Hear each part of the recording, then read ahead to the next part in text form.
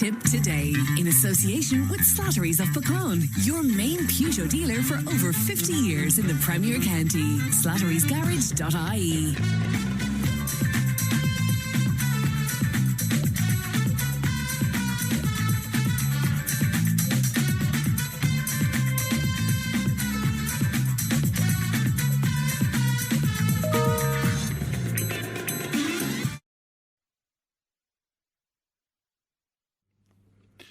And you're very welcome back to Tipp today, and apologies that we had some technical trouble for the first hour of the programme, and thanks to Andrew for looking after things while we were frantically running around here trying to sort everything out. Anyway, we're delighted to be back in action. 1800 938 007, that's our free phone number. It won't cost you if you'd like to make a call to us, and of course you can text and WhatsApp 083 311 3311.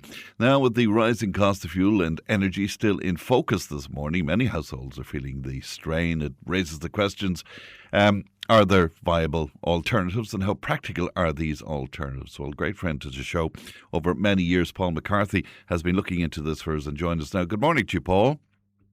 Good morning, friend. How are you? Having fun in the studio here? Oh, I'll tell you, we're having such great fun this morning. Again, we'll be looking for all sorts of other alternatives here, I would imagine, throughout the programme. Yeah. The swear box is full. That's for certain, indeed. You've been looking at this. Alternatives, will we look at trucks and hauliers, first of all, and maybe alternatives to diesel? Yeah, there are, Fran. Electric trucks have existed for some time. The Netherlands and Denmark, characteristic, I suppose, lead the way. They are part of a global trend, I suppose, towards e-mobility, in the sense that you have a huge rise in electric cars, particularly when these energy crises hit and the forecourts for diesel and petrol either aren't available or the price is inadmissible almost. So yeah, there are electric trucks. There are clearly issues relating to transferring, if you were a haulier, going from diesel to electric. One of them is if you fill a diesel truck with fuel, it'll do 1,500 kilometres without having to stop to refuel. Electric's not quite the same. It's about 500. So a bit similar to diesel and electric cars. But they are there and they can be used. So it's just a question of moving on. China is as usual, leading the way in electric truck transport. But one of the things I was interested in is what's in those trucks on the Irish road. And is there anything in those trucks that should concern us? Well, there are two things, Fran. The first is our food. We import a huge amount of our food from international suppliers. So if those trucks stop, and we saw a bit of this during COVID, then we go hungry, or we start rationing, or we go without certain items. The other thing that's in those trucks is oil and or gas. So if those stop, then we are stuck. Basically, we are hugely vulnerable to international suppliers for our food and for our energy. And how would we fix those? It's a very serious position to be in. And friend, tomorrow is the anniversary of the sinking of the Titanic. And sometimes I think, if I was a time traveller, or if you were a time traveller, and you found yourself on that ship and you knew it was going to hit an iceberg and sink, you would run around trying to persuade people to change course, wouldn't you? You would, of course. For sure, yeah. Why aren't we doing that, Fran? Because 80% of our food is imported and 100% of our energy is imported. So if those trucks stop, Fran, we go without. And who is going to say, why didn't we do anything about it? It's a massive problem. And the irony of this, man, is we can solve it ourselves. Not without some pain, but we can solve it easily. And in what way can we solve that easily, Paul? How can we become more self-sufficient, I suppose? Because that's basically what you're saying, isn't it? Yes. because modern industrial Irish agriculture is rearing, and I heard during the fuel protest, I heard a woman who was in the agricultural sector saying that we can't get our tractors onto the field to sow the crops for our food. Well, it's not our food, Fran. It's food for animals. 100%, bar the bit of barley that goes to the brewers, 100% of the barley grown in tillage goes down the throats of animals. Most of the other crops grown on Irish farms are for animal consumption, and those animals are predominantly cattle. And what we're actually doing is we're not farming milk and cheese and butter. We're farming cash, because it's the cash generated from the milk check that helps promote the system we've got. We cannot live, Fran, on beef, milk, and a smouldering turf fire. We can't do it. So why do we put ourselves in a position where we are so vulnerable to it? And the solution is staring us in the face. We grow our own food. Mm-hmm. There's recently I won't name him, but there's a well-publicised case of a farmer in Kilkenny who supplied a huge volume of carrots to the supermarkets in Ireland, and his enterprise has just gone to the wall. And why? Because we import carrots from abroad. So if those imported carrots stopped, the man in Kilkenny had stopped, we wouldn't have any carrots. Right, and just for clarity, Paul, why are we doing that? Is it all about that? I mean, it would be more expensive if we were to grow our own and put our own on the supermarket shelves. Is that really what it's about? Well, I'm not sure that everybody. Did you say put our own? Oh yeah, we could put our own on, but it would require taking land from pasture for cattle. Yeah, and that's the transition. Now, why won't farmers do that? Why, if you ask yourself that question, and some of it is cash flow. The milk price has gone up and down and up and down. Recently, it was very good. Now it's very bad. And dairy farmers are saying, well, we're selling it at a loss this year because of the international pressure. So if milk comes in from Canada or China, or not China, but from New Zealand, or Europe, it competes with our own milk and the price goes down. But the first thing we need to do, Fran, is to say, what do we have to do to feed ourselves, to be sure we can feed ourselves, come what may, and what can we do to make sure that we have enough energy? Because in humankind, we need food first, we need shelter, housing, and we need energy, those three things. And we've ignored pretty much all of them. For decades, we've ignored them. So to fix the food, you say to horticulturalists, you say to the tillage group, you now need to grow food for human beings. We import. If my father was alive, he wouldn't believe me if I said this. We import potatoes into Ireland, Frank. We import. We grow a very, very small percentage of potatoes. They mainly come from the UK. And that's a disaster, because if the UK decided, sure, we're not sending any more potatoes, we wouldn't have any. And there would be a huge kick-up.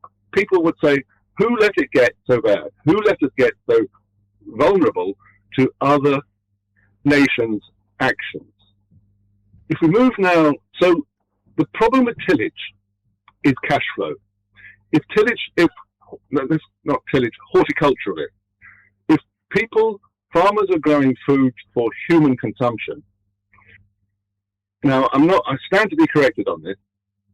The cash flow, it's all money out, money out, money out, until the crop is harvested, then it's money in, money in, money in. But what do you do in the gap between? And that's where banks and credit unions and all sorts of people come in.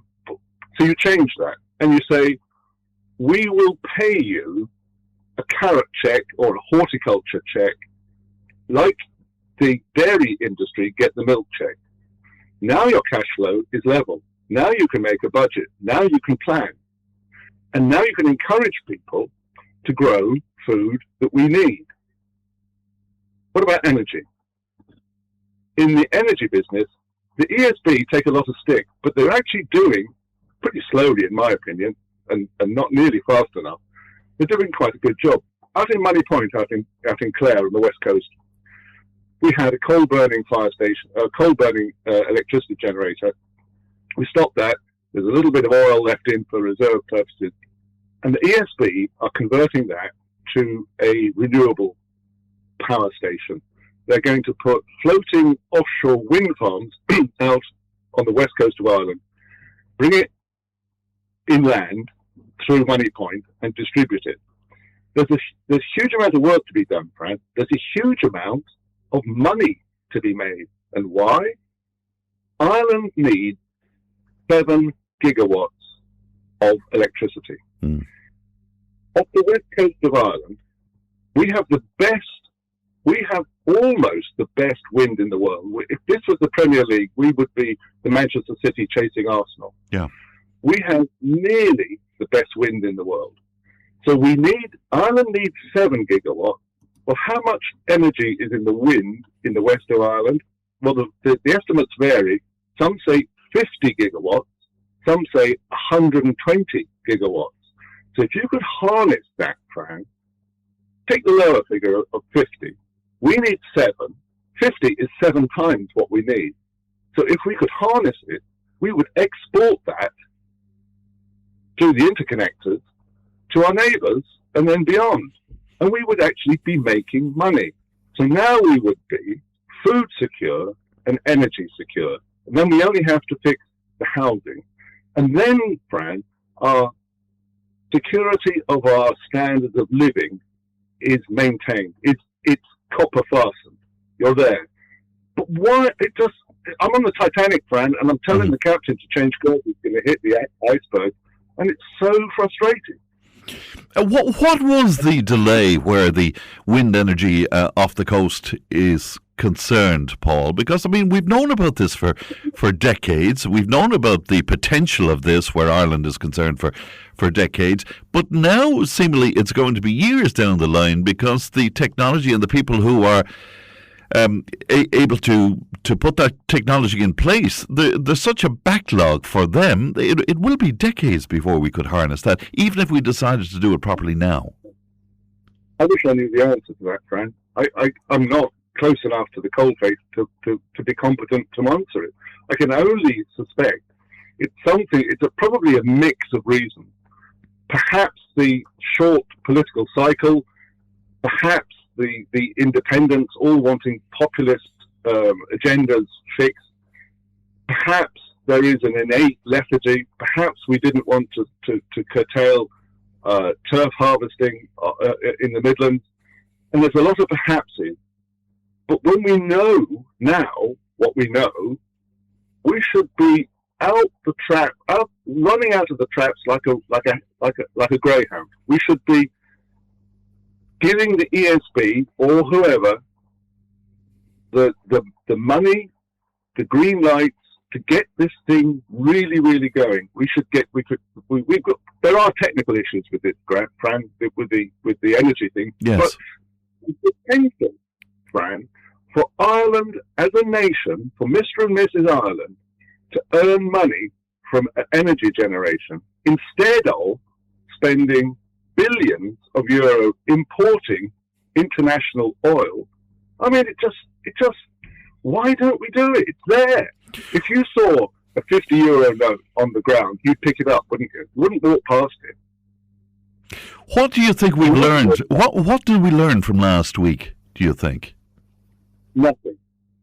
Well, we learned in terms of the fuel protests, we learned that I won't go down this rabbit hole, Fran, but my personal view of the fuel protest is that a disproportionate response and an illegal response was made by people who were pretty desperate. But we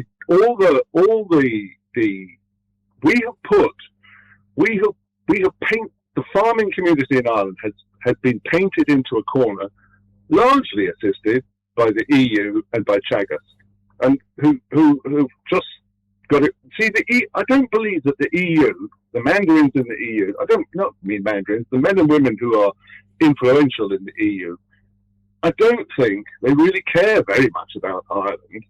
And our own MEPs can jump up and down a bit, but I don't think it's going to get a whole lot done. So unless the Europeans say to Ireland, stop, what we should be doing is changing our horticulture to grow more of human food, not animal food, of human food in Ireland, so that we won't starve if the trucks stop running, and generating Irish electricity and making a fortune from it.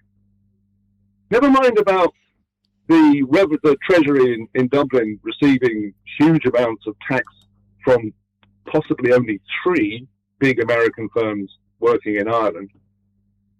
If they go, Fran, our income drops significantly. Yeah.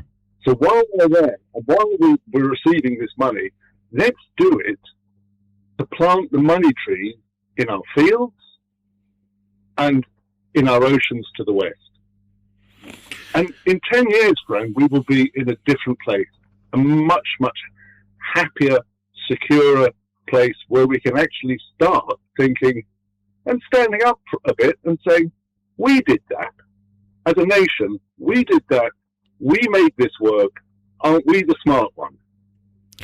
Why isn't there an appetite to have this kind of vision for the future, do you think? Well, in terms of dairying and beef, lobbying. Well, 2 things. Lobbying works, Fran, or people wouldn't do it. So the dairy industry lobbies government, and government see votes from dairy industry people and won't change. You don't get people lobbying saying, we're going to starve if those trucks stop delivering our food. That doesn't happen. So there are no votes in it, Fran. But when the trucks stop, like the oil has stopped, when the trucks stop bringing us our potatoes, then people will rear up and say, why didn't you do something? Well, part of that one, people don't know. People don't know that if the trucks stop, there'll be no potatoes, there'll be no carrots, there'll be no onions, there'll be no cauliflower, there'll be none of the traditional fare that we in Ireland eat and rely on, Frank. Rely on for our good health and well-being. But you think there could be prosperity for all in this kind of vision? Yeah, and it's so simple, Frank. If you said to an Irish farmer, you're vulnerable to changing global patterns in consumption. And they go, yeah, all right, so we are, but this is what we've been doing for years and years and years. But if you said to that Irish farmer, we will guarantee you a monthly check for growing human food for Irish people to become self-reliant, so that the sword of Damocles hanging over their plate is gone, and we'll make it pay for you. Which person would say, I'm not doing that? There are spin-offs in all of this, Fran, as well, that we wouldn't need as much land to do the human food as we currently use for pasture for ruminant animals. And you could put some of it back to nature. You could give some of this land that we have sequestered to ourselves for growing dairy, for growing cattle, basically. We could give it back to nature. So our whole environment would improve. And no farmer would be poorer. In fact, they should be richer.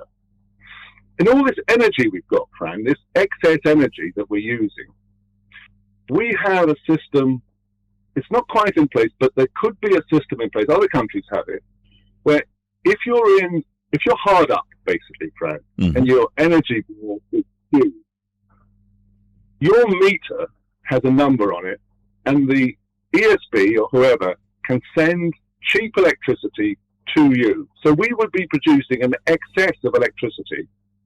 Now, people who can afford it would pay the regular price, but people who can't afford it would get very cheap electricity, and the whole of society moves on. Everybody moves on. And I'm standing on the bridge of the Titanic asking the captain to change course, and he says, "No, I'm not doing this. This is fine. We'll just trip along here for a few more days." And then bang, we sink. Well, Paul, most thought-provoking and always interesting to talk to you. And thanks very much indeed for that, Paul. Much to think about there. Thank you. Good morning to you, Paul. Can I just finish with one quick point? Of course you can, yes. Some time ago when I was on panel, you asked me, what are the biggest risks to our existence? Or you asked the whole panel. And I gave two answers. I said climate change and antimicrobial resistance. Some point, I would love to come on and tell the listeners how vulnerable we are to disease because antibiotics are no longer working. And I come on regularly, and I'm. It's not all doom and gloom. There are solutions to what we've discussed today, and there are stickier solutions to the fact that superbugs will kill us all by the time 2060 comes around. Anyway, listen. Hopefully, Fran, that might raise a bit of interest. I think it already has, Paul, and I look forward to that other conversation as well. Pleasure as always, Paul. Thank you. Good much.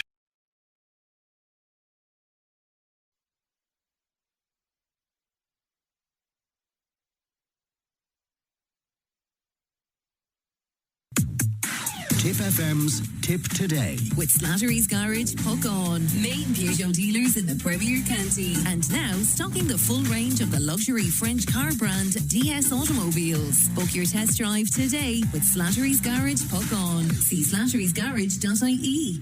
Tip Today, in association with Slattery's of Pecan, your main Peugeot dealer for over 50 years in the Premier County. slatterysgarage.ie.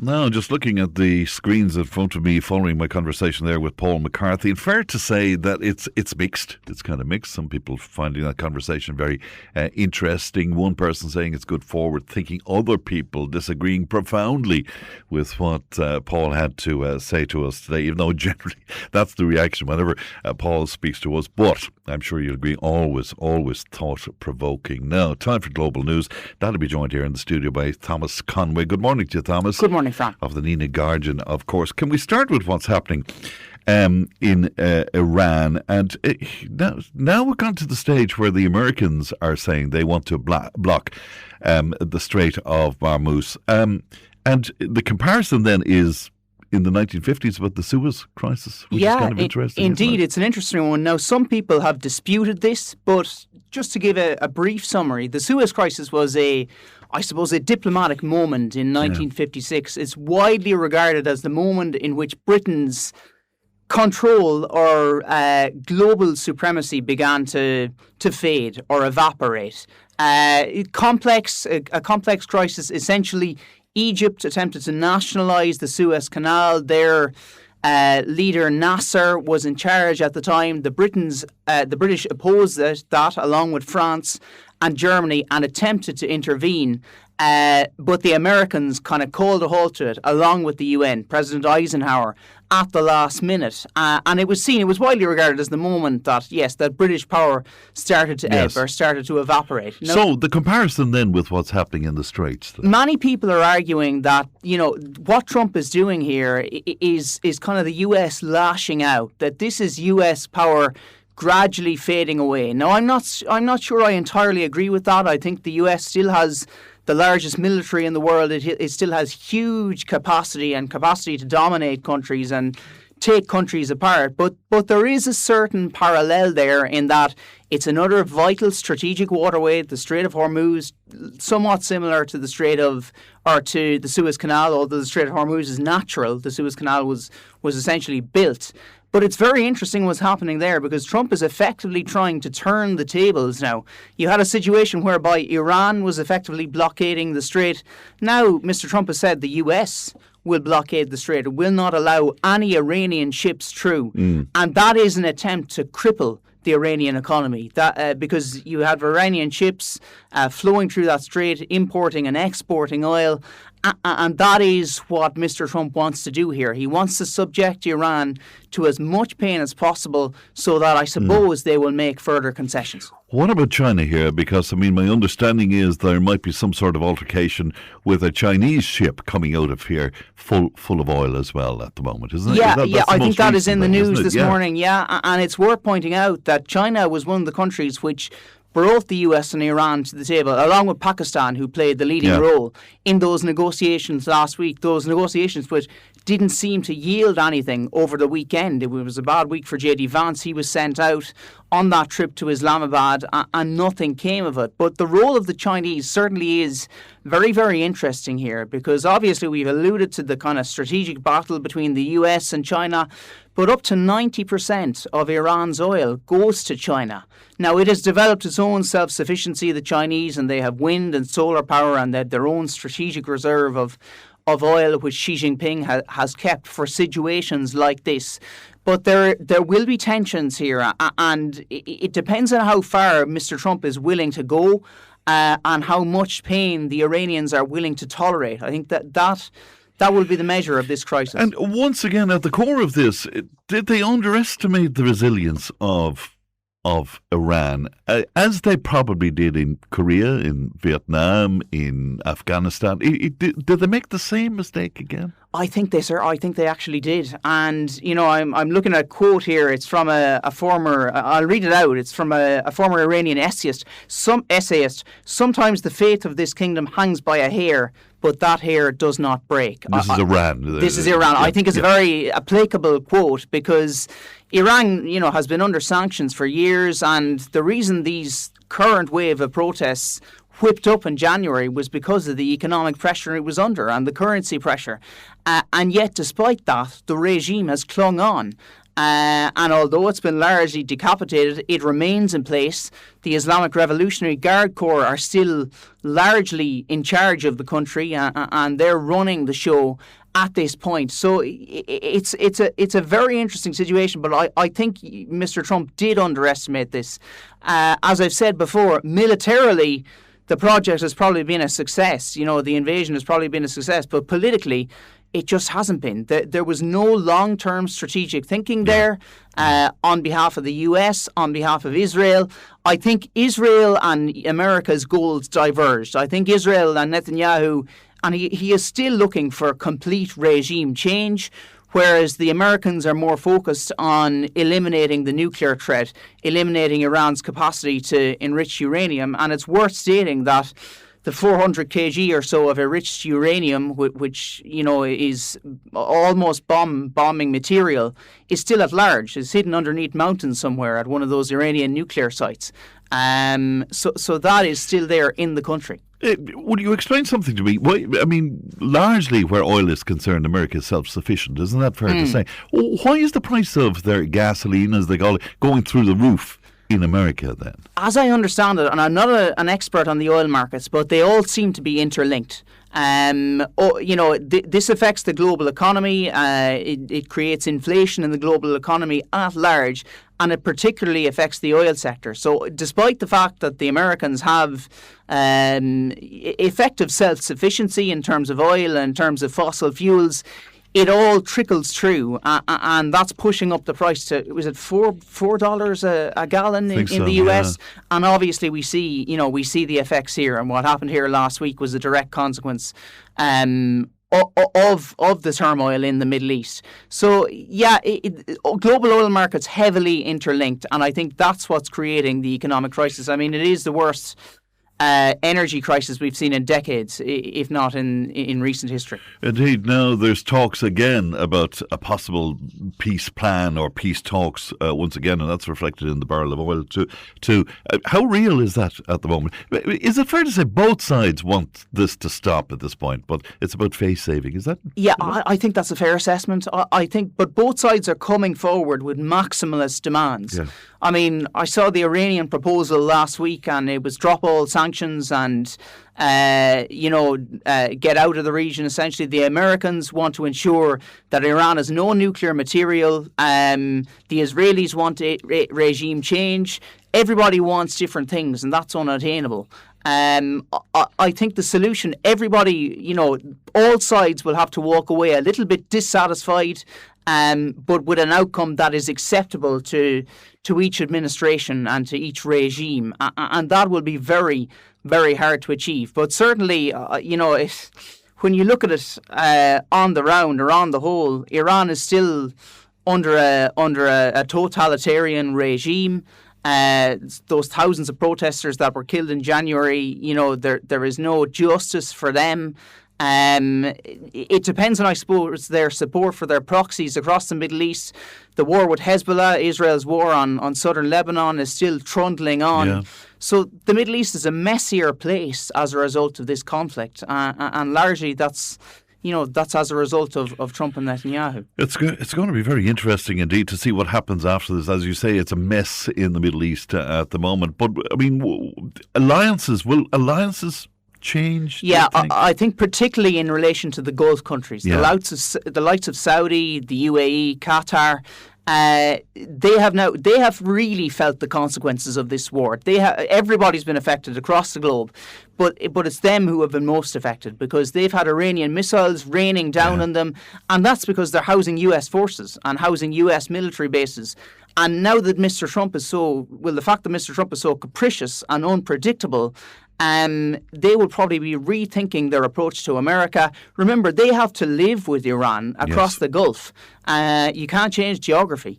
And that is just a reality for them. So, I've heard that some of those Gulf leaders were, Mohammed bin Salman in Saudi Arabia were silently or secretly pushing for outright regime change. But that's not going to happen now, so they have to have a different strategy. So I was reading last night as well. It's interesting their tolerance or the relationship with Israel as well, isn't it? Yeah, and I mean, Israel, there are huge tensions because there was a little bit of détente in the relationship between Israel and those Gulf states with the Abraham Accords and that, and there was an economic relationship kind of emerging. But I think Israel's actions both in Gaza and southern Lebanon and the attacks in Iran have shattered that relationship. And if ultimately Israel cannot be trusted, and that's how they feel, and they'll question whether America can be trusted either. Let's have a look at what's happening in Hungary, or what's been happening in Hungary. Orban lost out, but it was a landslide loss. It was a staggering loss. I mean, most polls predicted that Peter Magyar, Orban's challenger, would emerge successful from this and his TISA party, but I don't think anybody predicted the scale of the victory. I mean, they secured a 2/3 majority. I think 138 of the 199 or so seats in the Hungarian parliament. That is massive. And the significance of that, they needed that 2/3 majority to undo many of the constitutional changes that Orban has introduced in Hungary. So they will now have that freedom to work at, I suppose, remoulding the political system after, 16 years of Orban in power? And it caps a remarkable rise for Peter Magyar. This was a guy who was part of the Fidesz, part of Orban's party for years. He was married to the former justice minister. Left the party 2 years ago over it was a child sex abuse scandal, spoke out against it, and has spent the past 2 years kind of rallying the people of Hungary with rallies across the country, built up the TISA party and has led them to this overwhelming success. He's 45 years of age. He's a fairly seasoned political operator, but he's a very impressive speechmaker. So I would imagine that the Europeans were delighted, rejoicing with this. And what about that? I mean, what about the loans to Ukraine, for example? Yeah. What about that relationship with the EU? Will that all change now? I think there is an expectation that Magyar will reset that relationship. That he will, Orban did things like block that €90 billion loan to Ukraine. He was a thorn in the EU side, essentially. Magyar has, on the campaign trail, promised to reset the relationship and kind of reorient relations with the European Union. He said he'd take a harder line against Russia. Now, interestingly, he's not going to go so far as supplying weapons to Ukraine. He's against that. But he has certainly issued support. I mean, Orbán had nearly become a kind of a tacit ally of Vladimir Putin. Worth noting, Orbán's relationship with Donald Trump as well. The fact that J.D. Vance travelled to Budapest last week to endorse him. I think the reason Vance travelled and Trump didn't was that they could see what was about to happen. Trump doesn't like to back losers. Indeed. And what about immigration? Because that's the big one, isn't it? Yeah, that is the big one. And Magyar takes a slightly softer tone, but it's it's important to state he's a centre-right politician. So this isn't Orbán would rightly be characterised as kind of hard right. That's kind of the ideology, Christian nationalist.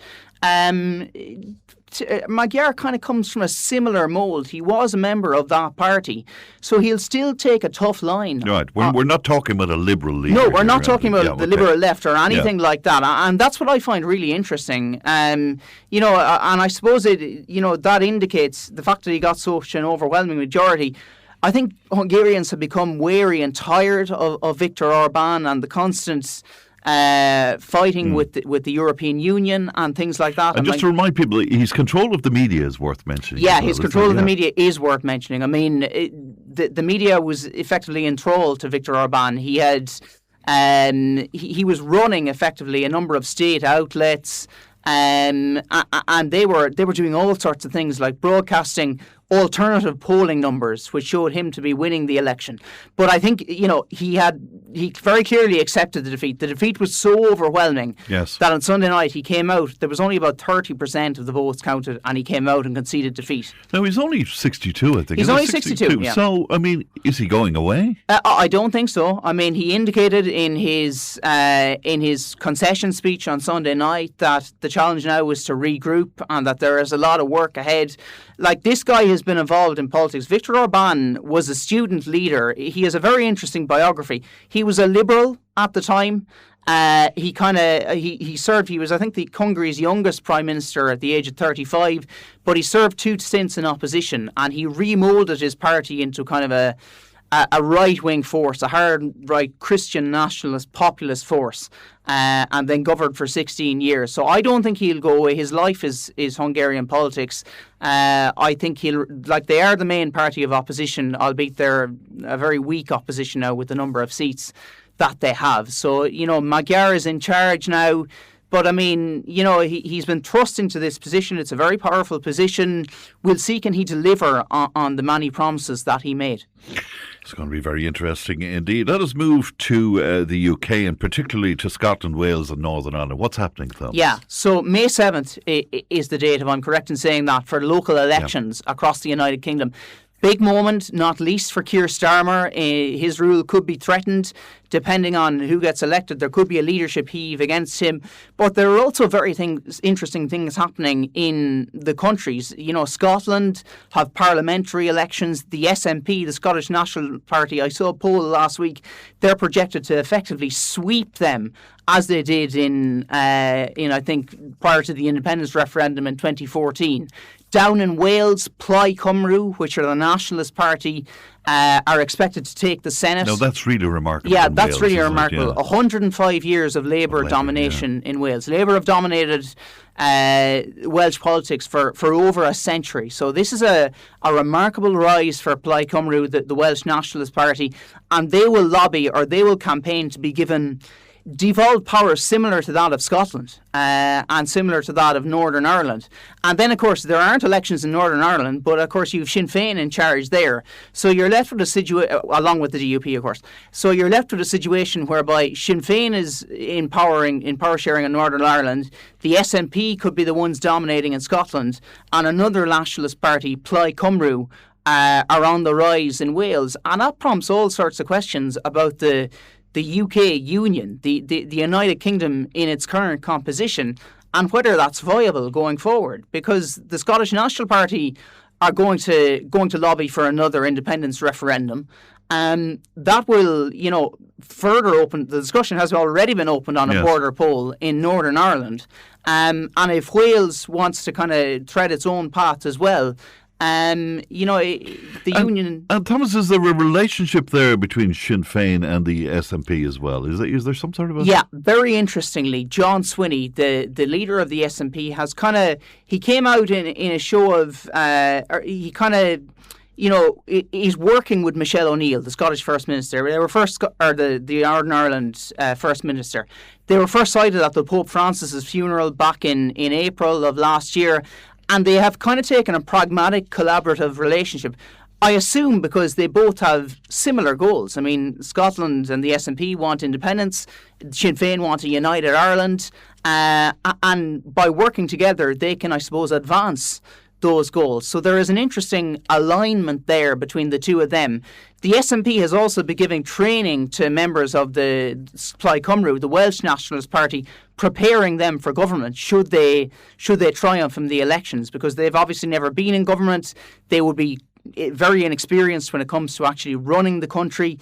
And so they've been getting media training and training off the Interesting. SNP. Is the shadow of Brexit over there? Yeah, it's hovering big time. And I think that, Brexit has been cataclysmic or disastrous for the union of the United Kingdom, because up to whenever it was, the referendum was 2017, but up to when the UK left the EU, they all operated more or less under the same rules. Common travel area, single market.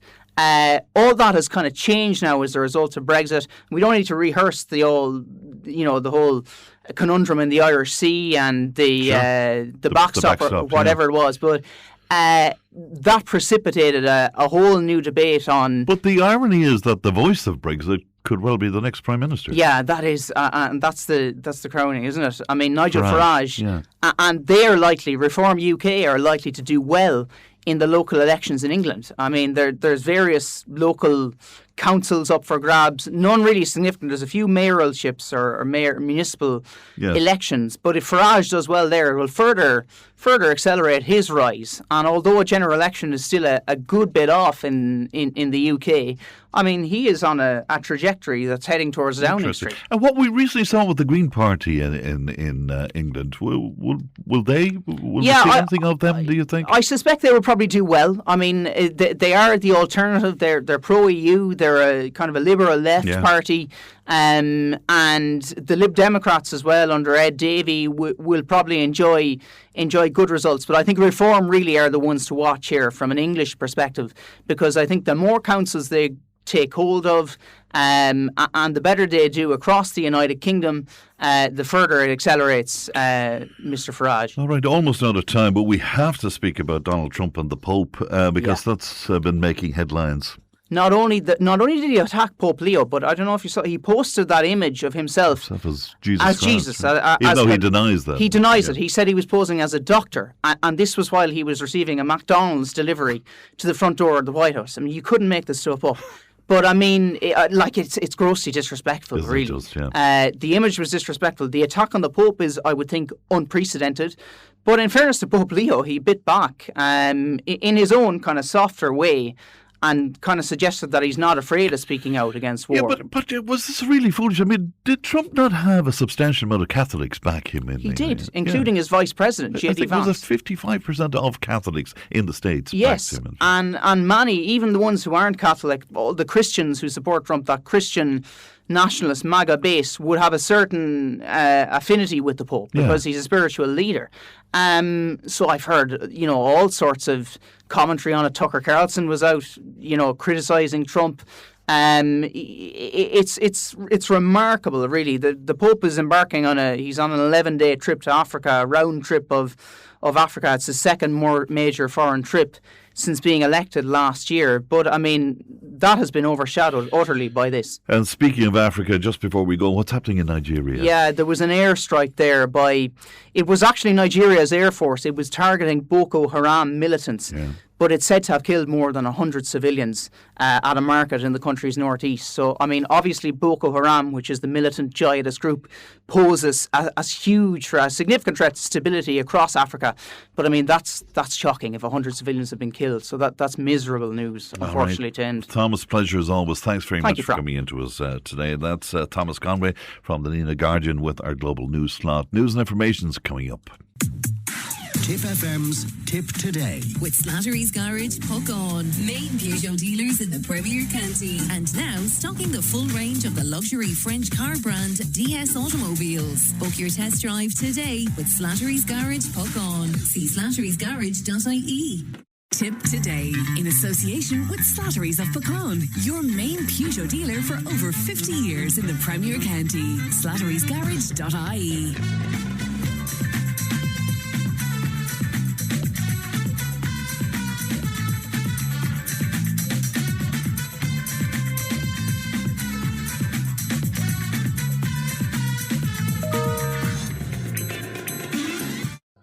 Good Mahagut Pats, and welcome along to the final hour of Tip Today, 1800 938 007.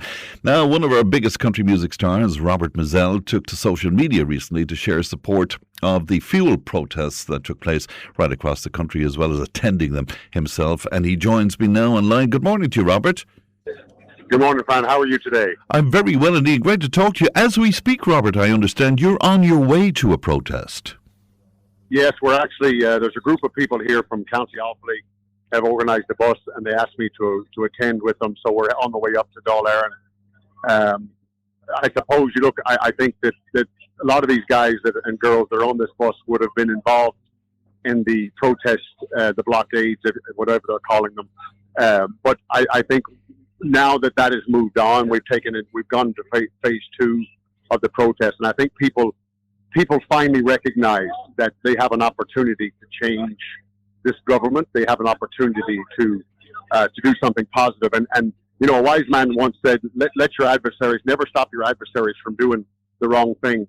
And Micheál Martin and Simon Harrison and a few others in Dáil Éireann have really ignited this country. They've ignited the people's anger and hurt. In a post I put up the other day, I said that anger is a cheap emotion, but hurt is very, very real. We've heard in the last 24 hours about agri companies that are falling, to the wayside. We've talked about fuel costs are obviously an issue and one of the major issues about this protest. But there's so many issues. My industry is falling apart. We're losing crowds. We're losing venues. Yeah. Families are just across this country in huge numbers are struggling like I've never seen them struggle before. I know that some people might have been surprised to see somebody, a big name in the entertainment business, such as yourself, put your head above the parapet on this, Robert. But in fairness, entertainers are in an ideal position to speak if they would, because we're meeting people all of the time, are we not? Yeah, well, look, I know that on some issues, we've all heard, Bruce Springsteen was vilified in America for doing things. And sometimes, when people hear singers giving out, they say, well, geez, would you stick to the singing? And people have said that to me down through the years on different occasions. But the reason I'm standing up, Fran, and the reason I would encourage all of my colleagues to stand up is because this isn't just about music. This isn't just about me getting crowds. This is about my daughter growing up and my little son growing up to be able to buy a house. My own daughter, who is my eldest girl, who we have a 2-year-old granddaughter. And sadly enough, it's hard for me to say, but she told me only a few weeks ago when we were chatting, I was flagging her about when's the next baby coming. She said, Dad, I can't afford it. Wow. We could not afford to have another child. And when you hear people like that, or your own family speaking that way, and we know, and look, I don't want to go down a rabbit hole, but we do know there's lots of people who've been invited into this country who are getting plenty. And I'm first of all, I stand with all the people who are leaving war-torn countries. I get that, but we live in a small global postage stamp in this society of the world, and Ireland can't support every country in every way. We have to look after ourselves, which frees us up then to look after other people. And Irish people are some of the most generous people on earth. We know that. Look at the amount of money that's left the country. And apart from that money, the kindness that Irish people have shown Ukrainians, and other nationalities who have come here. So it's not about that, but it's about hauliers going out of business. It's about farmers struggling, to feed their families. It's about musicians in my industry, roadies, musicians, sound engineers. These guys all need to work, Fran. And you've been immersed into the music business for years and the radio, but you know what I'm talking about. And look, I'm only touching on it. I mean, there's a lot of people listening to this saying, "What about me?" There's so many people. Yes. There's so many people suffering and struggling. Yeah, because I was watching some of your videos, and I mean, you speak quite often about the working poor. Yes. Oh, absolutely. Look, the working poor in this country is amazing. Because I can tell you, back in 1991, I remember meeting a couple of guards, and I knew people who were guards and teachers.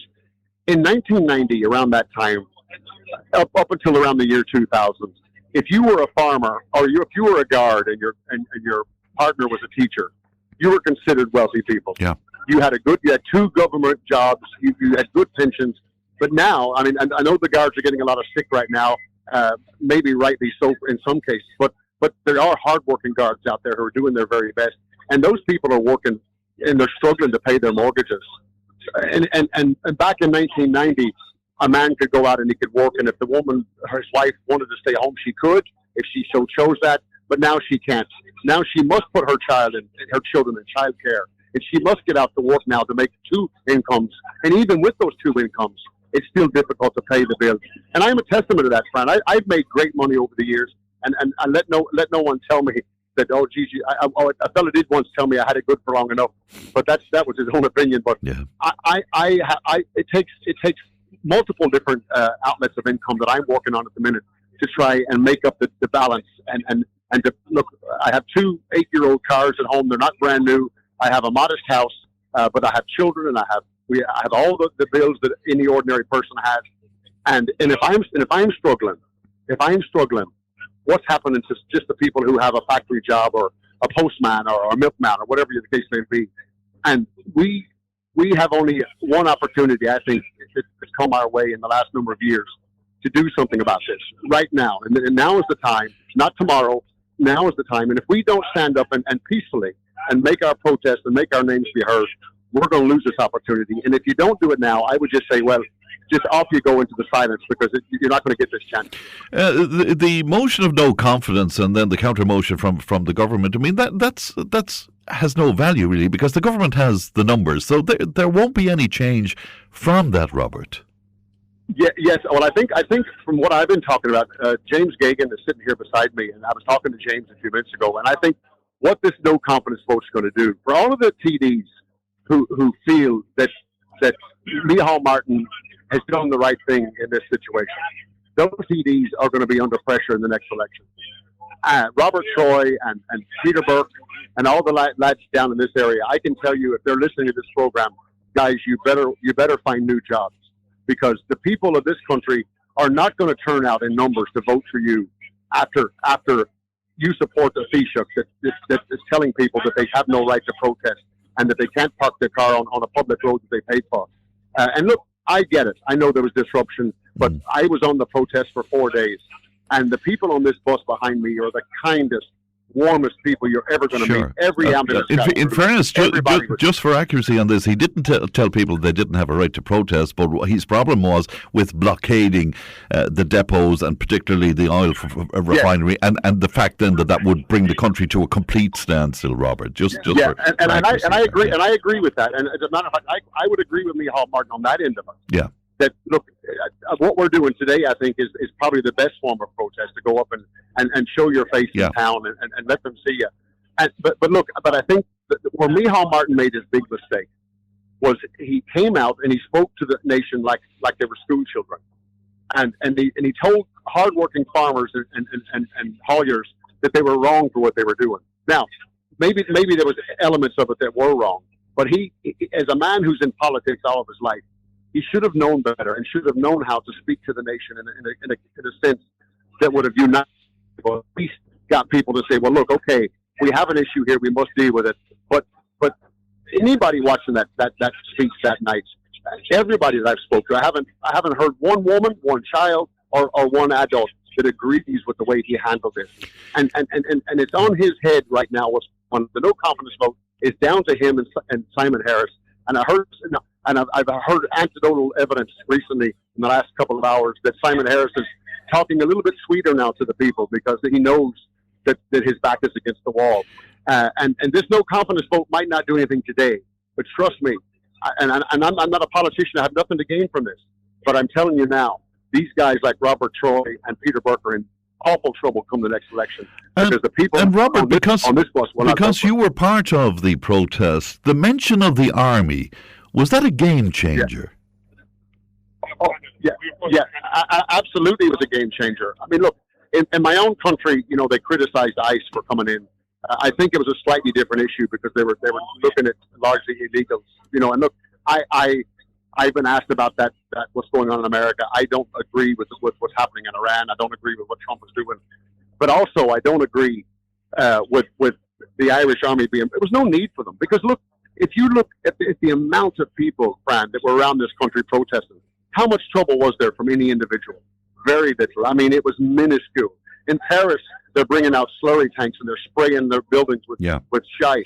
And let's be honest, and they're burning buildings and they're looting. That didn't happen here, and it has never happened here. So to stick the army on the general public was a major faux pas. And as I say, I'm speaking to you today as much as a father and as a husband as I am anything else. Forget about my singing ability. People will either like me or they don't. But I have to live in this country another 30 or 40 years if I get that long. And I want my children to grow up in a prosperous country. And let me say one thing before I ramble on any further, but I'm in a unique position because I've seen this country at its best. In the early 90s, people had a lot less money, but I've spoke to so many people who said that they were happier. Mm-hmm. This country is slowly but surely losing its Irishness. And we need to keep that. And I'm not saying be negative to any other race or anybody else coming in. We can welcome them too. But don't forget who you are. Don't forget, I've stayed in this country for all these years because I love the Irish people. And I'm going to support them as long as I can. Some people might not agree with my support. There's guys in my own business who won't agree with it. But look, so be it. I've gone down this way now, and I'm going to stick with it. I'm going to do it peacefully. I'm going to do it with respect, but I'm going to keep at it. It's interesting you speak about your own business. Have you had negativity from the entertainment business, from some aspects of the entertainment business? Well, Fran, I will tell you, no, nothing negative. No, I have to say there's been nothing negative. I've had a few people reach out to me. I won't name their names because it's not fair, but it's been overwhelmingly quiet from my industry. And that's fine. Look, I'm not. Why do you think? Why is that the case, Robert?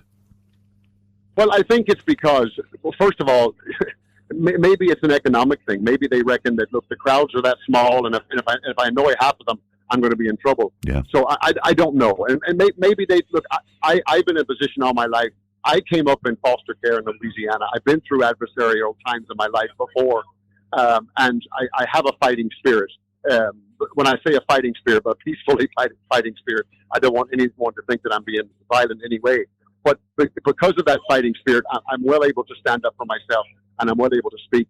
Some people can't do that, even though they're singers. They maybe don't feel comfortable, and I don't blame them for that. But I want their support and I want their help because if we get this country in a better state, that I think everybody can benefit from it, and not just our industry. Yeah, it's interesting, but I think what's a good thing, Robert, and an aspect of what you're talking about is the entertainment business, even though it's a much broader picture indeed. But very few entertainers are really telling the government and telling the public the way things are. Our business is just on its knees. Would you agree? It's decimated. Yeah. It's decimated, Fran. Well, let's put it this way. Look, I could name off 10 or 12 gigs in Dublin alone that are gone. Yeah. Selbridge, Kildare. The north is down to 1 or 2 gigs. There's 1 or 2 gigs in the west.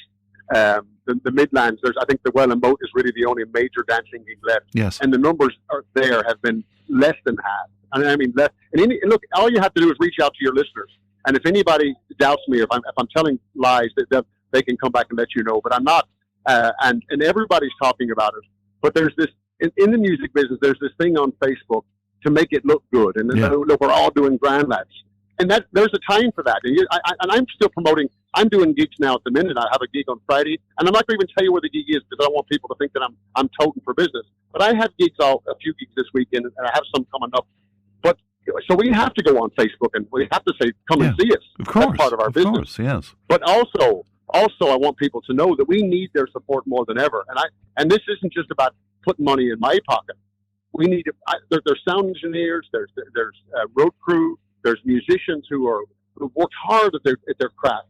You can't learn a fiddle in a fortnight. Yeah. You can't learn how to play a piano overnight. These guys have put in months and months and years of experience in what they're doing. And like the farmers, you know, a farm needs tractors, it needs infrastructure. A haulier needs infrastructure. An agri building, a hardware store. You know, the doctors and lawyers. We all need what we need to keep our business going.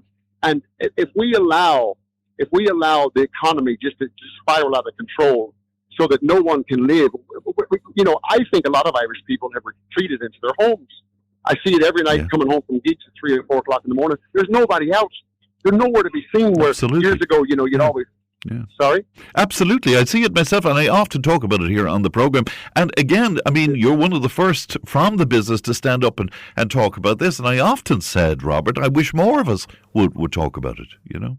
Well, I'm asking any musician or singer who's listening to me today. Now, Billy Morrissey was on to me. I will name him because he came to me, Trudy Lawler, who are good friends of ours down in Tipperary. Yeah. They did approach me and wish me well, and I want to thank them for that. And there has been others as well, but not enough. And as I said, look, it's not about me. But what I want them to do is to support their own industry.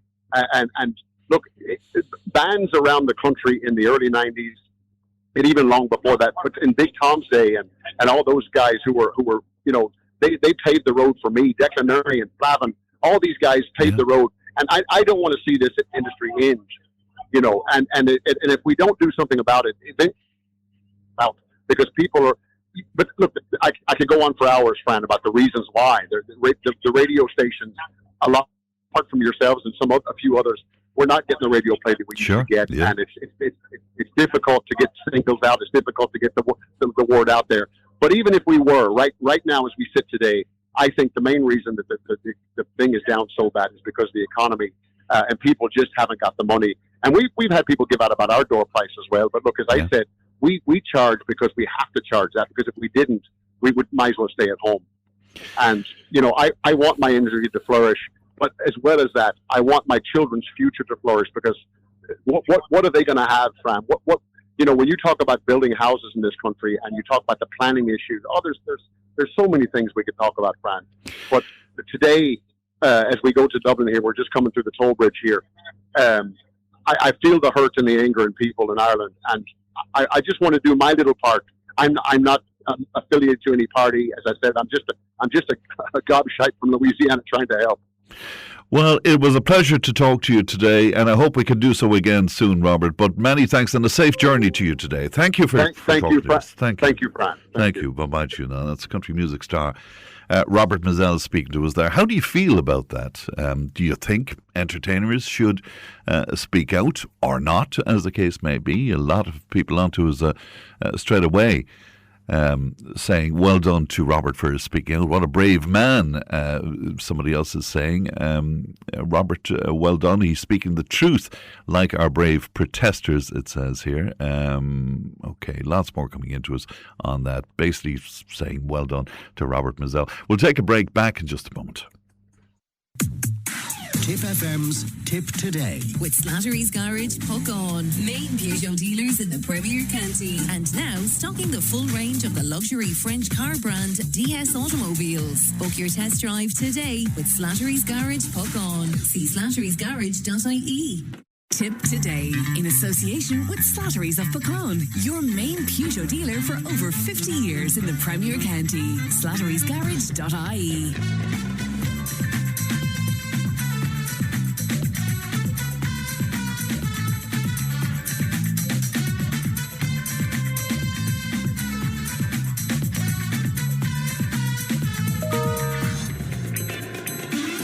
Now, Pat Mullally is a regular panellist and regular contributor to the programme. He joins me now. Good morning to you, Pat. Good morning, Fran. How are you? I'm very well indeed. Good to talk to you today. I think you go along with the idea of protesting, but you had an issue with the blockades, Pat. Is that fair to say? Well, it is fair to say, yeah. In one sense, like everybody, the democratic right to protest should always be respected. That's my thing, and that's what's there in the Constitution as well. Yes. And it should be observed by government and acted upon in a serious and a positive way when possible. It's never productive when people start protesting like anarchists.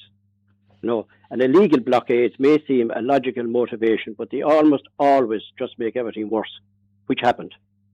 An illegal, the whole thing just gets worse and the cycle goes on. Carers can't reach the elderly or those in need. People can't get to hospitals. People can't get to work or to the airports, and the list goes on. And it's a fine balance between making themselves heard through legal protests and the expectation of the results, especially under the crazy global conditions brought upon us through a war in the Middle East and, of course, in the Ukraine as well. And just to clarify now, I support legal protests, but those engaging in illegal blockades don't represent me in any shape or form. Can you understand the frustration, though, Pat, of people, the anger of people? I said that to you, friend. I can understand the frustration that's out there. But I have yet to see in any of the protests that were there on the blockades or whatever it was all last week, nobody was blaming the elephant in the room, and that was the megalomaniac over in the States. He's after causing worldwide disruption everywhere. And irrespective of what the frustration that we can think of, he's going to be over, his hotel over in Doonbeg is going to benefit from the Irish Open this year. Yeah, but surely the protesters were protesting about their own government's response to the crisis, Pat. And is that not fair? Because that's all. They can't influence what Donald Trump does, but hopefully, according from their point of view, they could influence what the Irish government does. Right. With the price of oil rising, right up, and it's fluctuating at the moment between $100 a barrel to $119 a barrel. I remember in 1971 when there was a petrol strike inside, and the price of the barrel of oil was going from $40 to $50, and all of a sudden then we had a huge problem with OPEC and all that. Sure, I also remember in 9 years ago when the prices of oil was going up, I was going to work in Limerick at $1.71 a litre for diesel. Now, I didn't get any rebate from the government. I got nothing back to say that I was going to work. It cost me €250 a month out of my salary just to get to work, but I got no rebate for it. There is no such thing that we can claim it against our tax. So, these are the ordinary working people too that are suffering from the global problem that's caused by outside the Strait of Hormuz, which was open a month ago, and oil was flowing through it until Trump went in. Then it was blockaded. Now they were talking about reopening the Strait of Hormuz, and the price of oil started to go down until Trump then decided he's going to go in and block it. Okay, but you take my point, though, that the protesters, I mean, they have no control over that, but what they might have control over, if they're listened to, is the action and the response of the Irish government. I can understand the action, and I can understand that, Brian. I can understand that. But we've a constitution in this country here. Right, and I was speaking to you before about the Constitution. It was formed in 1945, 40, whatever it was, 1939. And the thing about it is the Constitution is a roadmap of how we should behave in this country and how governments should behave as well. Now, I do know there was a bit of inflammatory speak from the Taoiseach when it happened as regards bringing in the army and whatever the case may be. Was he wrong to do that? And the Taoiseach and Jim O'Callaghan, of course, were they wrong to do that? Yes, they were wrong. The tone should have come down a small bit. Don't try and throw petrol onto petrol fuel, whatever you like to call it, and we so short of it. Throwing it onto a political fire, it kind of explodes in your face. But the Constitution, what do you call it? The Article 46(1) of the Constitution says that citizens have the fundamental liberties, freedom of expression, peaceful assembly, and association subject to public order and morality. Now, they were written into the Constitution. We should abide by the Constitution. And that's what the government was trying to do. There's a couple of aspects of that particular article of 46.1, the freedom of expression, the freedom of assembly. You can assemble, provided you're within the realms of the law. that you don't cause it, the freedom of association and the protection of rights. Now, the protection of rights, there was people that I put it this way to you, Fran. As the week went on, they made their point.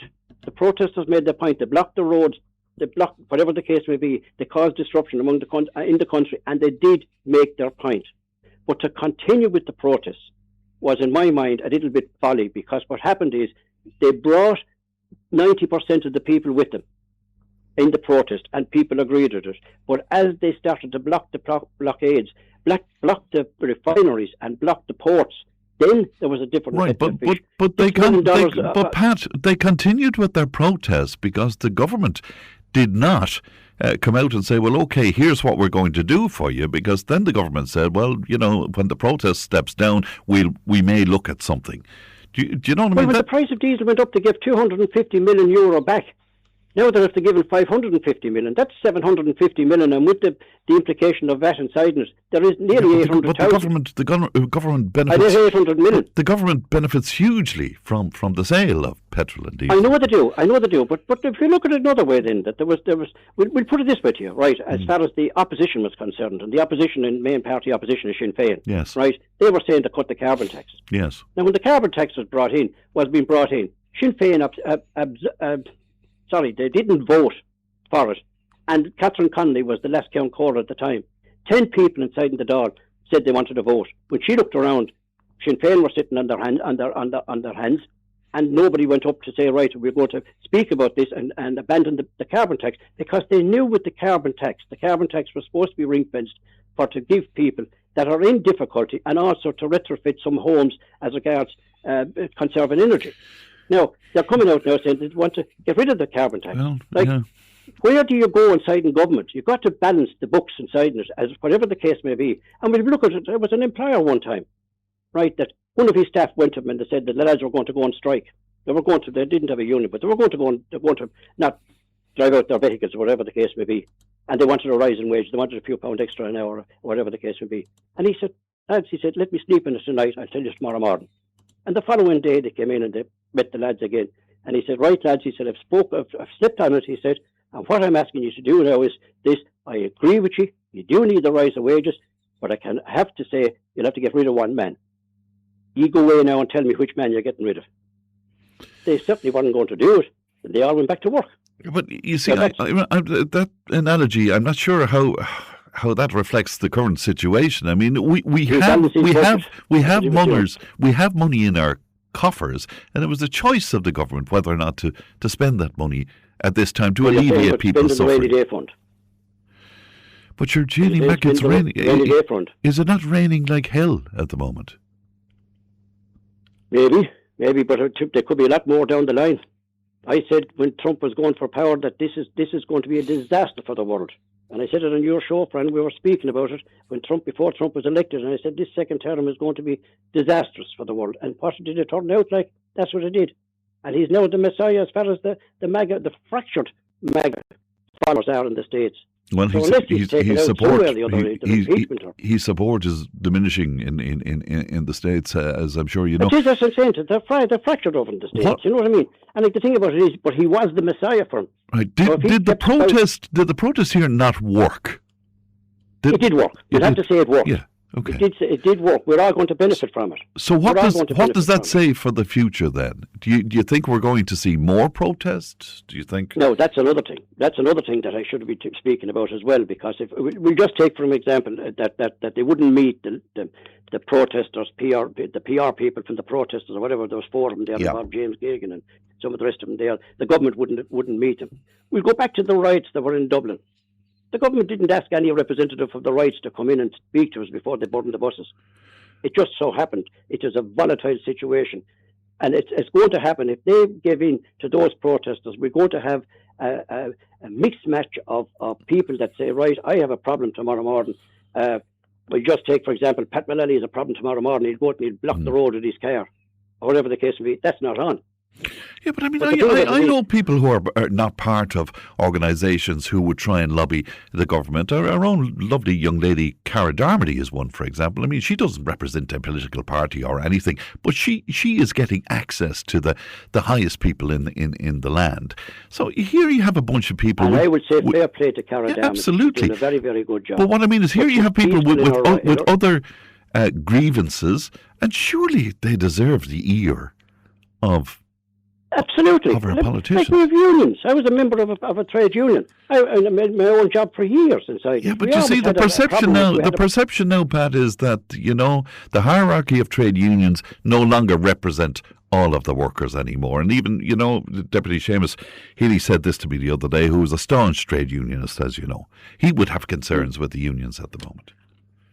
Well, to listen to the protesters the other day, they said that the people that were representing the farmers and the ICMSA and the IFA, the hauliers, they were all in the government's pocket. Like, these people were elected democratically inside in their organisations, and they were entitled to go in. They were entitled to go in and speak to to speak to the government and be invited in to speak to the government, but not people that are just doing a protest and holding the whole country to ransom. Like if the refineries were blocked up completely and the 6 million litres of oil off the Galway coast went over to England, there were plenty of international buyers willing to buy it. Where would we stand then? All right, Pat, I must leave it there, but thanks very much indeed, and always interesting to hear your opinion. Thanks for coming on with me, Pat. Thank you, and good morning to you. That's Pat Mullally speaking to us there. We'll take a break. We're back with more in just a moment. Tipp FM's Tip Today. With Slattery's Garage, Puck On. Main Peugeot dealers in the Premier County. And now stocking the full range of the luxury French car brand DS Automobiles. Book your test drive today with Slattery's Garage, Puck On. See slatterysgarage.ie. Tip Today, in association with Slattery's of Pecan, your main Peugeot dealer for over 50 years in the Premier County. slatterysgarage.ie.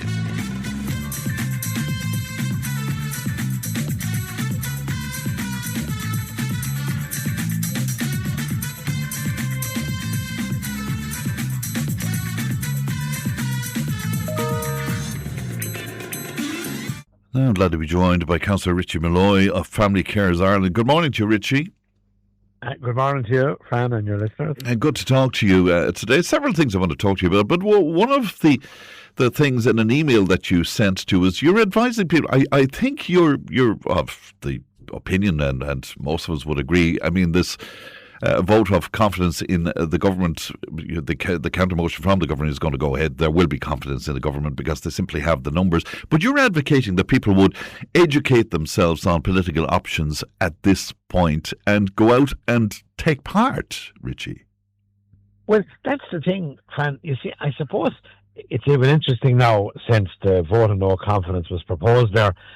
I've got a good few emails myself from people addressing to me as a councillor saying, please vote no confidence in the government. So that obviously suggests that they don't realise, that councillors don't have any vote in this today. Like, I'd say, like, Fran, looking, at the whole society, Irish society in general, a huge amount of people, for one reason or another, don't really know the ins and outs of how the actual whole parliament actually works. And, the way with the vote of no confidence, I'd say a lot of people would be shocked when the government wins this vote of confidence, and the way the government themselves now proposed a vote of confidence. Yes, a counter motion, a counter proposal. Yeah. So only people that are really involved in politics follow all of that. So tonight when the result comes out, people say, what happened? But so you would be, like when I was in school, maybe this say was yourself, the way civic studies were a big part of the curriculum. And you kind of knew how does government actually work and how does local politics work and so on. But I'd find talking to people today, a huge segment of the population don't realise that at all. And this motion is almost over before it starts. But the only plus of the motion, I think, when Sinn Féin brought the motion of no confidence out in the first place, is it probably will shake up the government. The way it'll give people a chance, I suppose, to air the views of what people are saying out in the country. Because in my own opinion, I suppose these protests would probably never have really taken off if the government had been listening for the last couple of weeks. I mean, the price of diesel and petrol has been shocking, really. Not to mention, and what's not getting much airplay at all is the cost of heating oil. I only had a carer on there a few minutes before we came on air saying that 500 litres of kerosene now at the moment, the price has been quoted at €1,100. Wow. That's double the price now of say, a month ago. And I mean, take the family carers position point of view. If you're on the carers allowance, especially if you're on the half-rate carers allowance, that is some change in your bill. And would those people be aware of what the Taoiseach said and what the Taoiseach said to me, in fact, last week? I mean, they don't have control over that because of European directives, for instance. No, I can see that part. Obviously, the war that is going on at the moment, we don't have control. But you could definitely look at cutting the excise duties. Because, I mean, there's big, from what I can understand. But that's what I mean. They can't, but my understanding is they can't do that. Because of European directives, if you know what I mean. Yeah, but still Spain, I noticed there, have done it, yes. and I think in Spain now at the moment, the price is something like €1.50 per litre for diesel. I mean, that's some difference to where, and at the moment the irony seems to be now, unless this morning it changed, but the way when the government brought in the 10 cents reduction, that didn't seem to be reflected in the pumps straight away. Whereas when the war started, the prices shot up almost straight away all across the country. It's not being reflected the same way now in the reduction. But I feel the protests really happened because I'd say people had just reached the end of their tether. Were you disappointed, though, that the protests were largely about the hauliers and about the farmers? There was little mention of carers, for example. Absolutely. And you see, I suppose it brought out to me anyway, Fran, straight away, that's the difficulty for a family carer. Even Nick this morning will say, how does the family carer really march on Leinster House to show their anger? Because the biggest problem will be who will care for the person at home if the carer themselves, we'll say, was to start going out on the roads, maybe marching to whatever they're going to march to, the various ministers' offices, or if you went up to Dáil Éireann and marched outside Dáil Éireann. I remember years ago we did a march up there. We didn't have a huge number of carers present simply because there was nobody at home to look after their loved ones. So a carer is always, the whole carers are always under pressure. That would be very hard to show your strength. And yet at the same time, there's over 500,000 family carers in Ireland that we know of, according to the last census. So there is a lot of carers out there. So it should be a huge lobby, but as you say, the practicalities of it, Richie, means that... The practicalities are very... You see, whereas the hauliers and the farmers, and I suppose they were able to organise themselves, but it would have been very difficult to keep that going because people have to go back to work.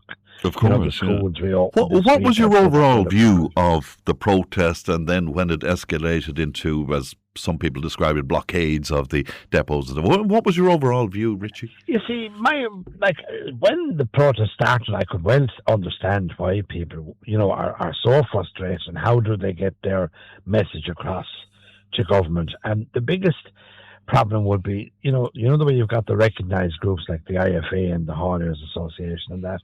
Sometimes I suppose it happens that the people that, that are not in those organisations feel they don't get any representation. And sometimes the associations are meeting the government too often. They're almost kind of in line with government policy, and they mightn't be aware of the real anger outside in the community, which was really evident in the protest. I suppose at the end of the day, when the protest couldn't have been left go on too long more, I mean, the country would have ground to a halt, and that would have serious repercussions.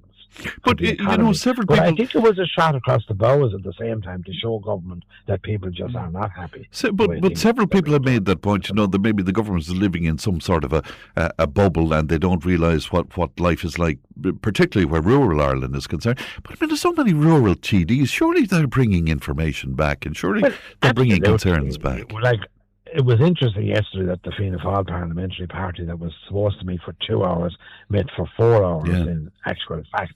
So there must have been a lot of anger expressed in the room. You'd be hoping there would be anyway, because I'm always saying that to carers to kind of keep in contact with your local Oireachtas members, so that when they're going to their parliamentary party meetings, they'll be bringing those expressions along with them, if there's something happening outside. Because, see, Dublin, the bigger cities are totally different. Like a rural constituency like Tipperary, transport down here, very difficult, no matter what way we look at it. The travel pass and all that. Great if you're in Dublin City, you can hop on the Lewis. There's buses coming, regularly. But the travel pass down the country doesn't have the same value. Carers that are going for hospital appointments in Dublin and things like that, they really have to have their own car to do that. And the costs, between the toll fees, now you've got the price of the fuel on top of that, lots and lots of extra. Whereas the carers allowances and that don't really reflect that. They get very little increases. And just finally, Richie, do you think the protest was a game changer in some way? I think it was, because I think the government at the end of the day now got a serious message there.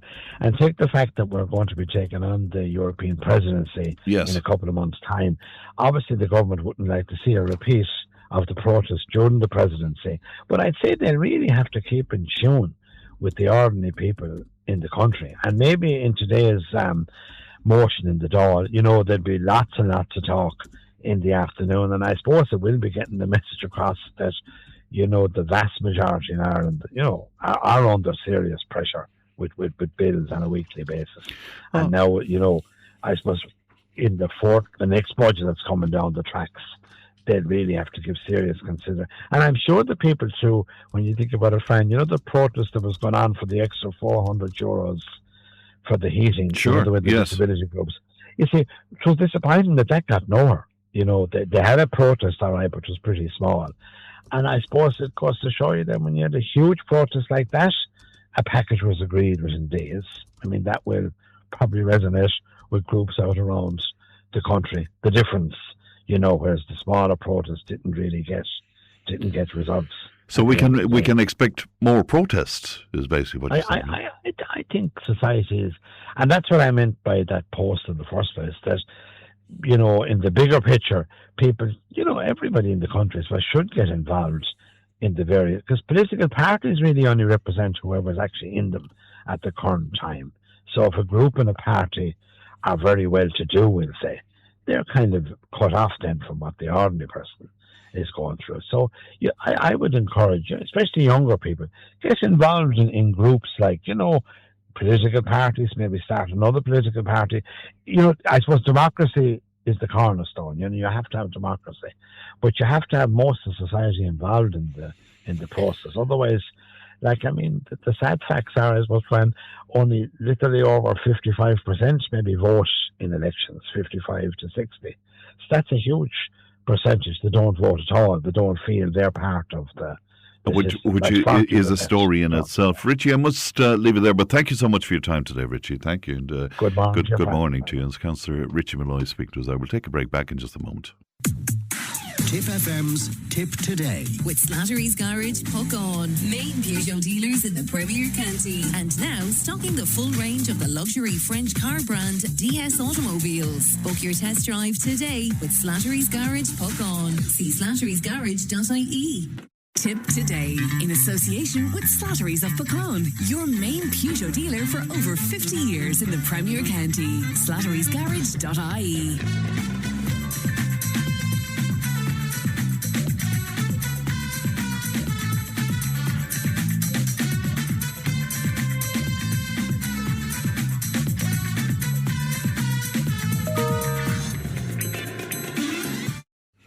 Well, it's not quite 12 noon yet. We've got some time to go. Councillor David Dunn was on to us and he took issue with what Pat Mullally said to me earlier on about Sinn Féin supporting the carbon tax. I mean, my understanding of Sinn Féin's position at the moment is that they want to stop or reverse carbon tax increases. Something I'd like to talk to you, Davy, actually, about at some stage or other, because I'm not sure if you quite want to completely do away with the carbon taxes, or is it just a case that stopping or reversing the increases and blocking future planned rises as well? And maybe it's something we can discuss at another time. Tom Hennessy was part of the protest in Kerr last week and joins me now. Good morning to you, Tom. Morning, Fran. Good to talk to you today. Morning, Fran. Yeah, can you hear me, Fran. Tom? You can hear me, okay. Good. Yeah, talk away, Fran. Tell me about your experience of the protest, because I know that you were impressed by the kindness of people at the protest, Tom. It's been a huge week in the community in my own area of care here, where we just saw so much kindness being shown to the protesters from a great majority of local businesses. They're up there on my TikTok there, Tipperary Fenian. But the generosity and a coming together of, I suppose, the spirit of community. And look, I met people on Thursday morning is when care kind of kicked off.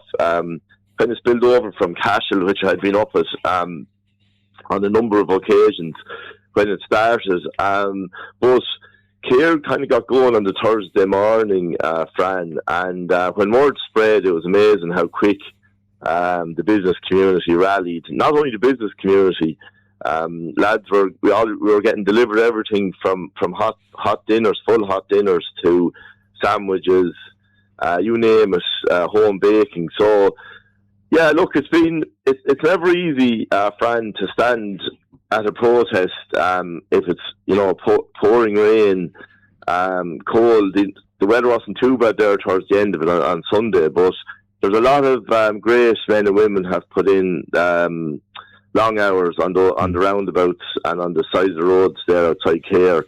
And today is a big day. The Paddy Power saying the government are going to win this vote today. But in my opinion, Fran, we're witnessing the end of Ireland as we know it. I think we're going to see massive changes, and it's going to happen very quickly. Like what, Tom? What sort of massive changes do you think?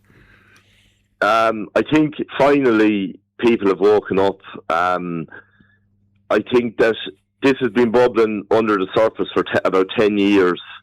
The fuel was the straw that broke the camel's back. And I think a lot of people have been very upset by what's been going on in Ireland here. I've said it before. We've had an attack on our heritage, our culture. We had crazy things said about our tricolour flag. We had scenes like we had in Dundrum, which was an iPass centre being forced into an area. So we're in a sad place at the moment in Ireland. But I said it there. I said it in Cashel on Sunday. I was asked. I said a few words in care, and the lads in care asked me to deliver the same speech up to Cashel, which I did. I went up, and passions were high, and we were all tired. But these things, sometimes you just have to say things. And I think it's going to be a peaceful revolution, led by a peaceful movement, and social media is going to play a huge part in this over the next few weeks. But I do think that you're going to see, unfortunately, the state moving on peaceful protesters, and we're going to have people having to do some things they don't want to do. They might end up in a paddy wagon, say. But I think there's safety in numbers, and I'm hoping that now the Irish people are going to rise, take back our country, take back our national sovereignty, and say goodbye to what. But I'm sure, Tom, you would advocate that could only be done in a peaceful way. Oh yeah, 100%, Fran, 100%. It's going to be peaceful. I'll tell you why it's going to be peaceful, Fran, is because people now. What you're dealing with here at this protest, Fran, are the ordinary man and woman and the ordinary small business person, the small farmer, the haulier. That's what you're dealing with. There's no other groups involved. There's no other elements. You're dealing with ordinary Irish people, and no matter how hard they're going to try and paint it as anything else, they're not going to succeed, because anyone that goes into any of the protests here in South Tipp, especially, and the ones that were in Care and Cashel, you'll see who's in there, and you'll see the way the business community are rallying around them. So that's why I'm so proud of our area, and I'm so proud of Tipperary. And I think now that Ireland is going to lead the way. Europe, I actually saw there this morning that people in England, the news are not reporting what's happening in Ireland and in Europe. And it's actually frightening to think that a lot of people don't even know what's going on in Ireland. So there's this is unfortunately what happened. This is coming from Europe, and I think we're witnessing now peaceful revolution by ordinary people. We had the representatives of the protesters refuse to be met by Micheál Martin and Harris and Co. And we had shocking scenes and shocking threats on our people by Micheál Martin and Simon Harris. And can I ask you about that, Tom? Because as usual, I'm watching the clock here. But can I ask you about that? In terms of the blockades, whatever language you want to use, on the depots and on Whitegate and the like, that would have ground the country to a complete halt, and I'm sure at some stage or other that would have changed public opinion about the protest. Would you agree with me on that, or how do you view that? The way I view it now is, in extraordinary times, people do extraordinary things. And there was people that have never protested in Care for anything, local farmers, that they were actually, I met them there, and you thought people are under stress as well when they go to a protest, because especially if you're not used to, I'm not used to activism on the ground. So, it's a scary thing for some people, but that's why this, extraordinary times people do extraordinary things. Now, who I do feel sorry for, I praise the guards that called in sick over the last number of days, and I know there was a lot of them did that. I feel sorry for the ordinary local guard that was sent to. Now we had it in Care. Our little group at Tincurry on Sunday evening. I don't know. There was a lot of guard vans sent out. We had about 25 people left. Yeah, and there's a video on there, a mixture of the community. It's sad that local guards have to attend these. Maybe they're there to think that, they can talk to the people, but I do feel sorry for the guards, and they are doing a job, but unfortunately, we've seen disgusting scenes of what has been done to the Irish people, and it's shameful, and it's terrible. We saw 14-year-old pepper sprayed.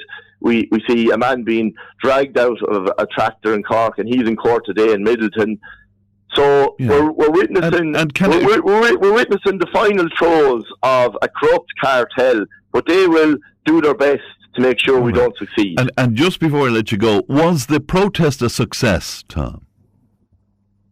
The protest is ongoing. After today, Fran, we're regrouping, and we will be. Saturday probably we're going to have a peaceful march through Care. This is probably going to go on for some time. So I encourage everyone now to get involved, and I'll be putting it up there at the time for our peaceful protest. Tipp FM's Tip Today. With Slattery's Garage, Puck On. Main Peugeot dealers in the Premier County. And now stocking the full range of the luxury French car brand DS Automobiles. Book your test drive today with Slattery's Garage, Puck On. See slatterysgarage.ie.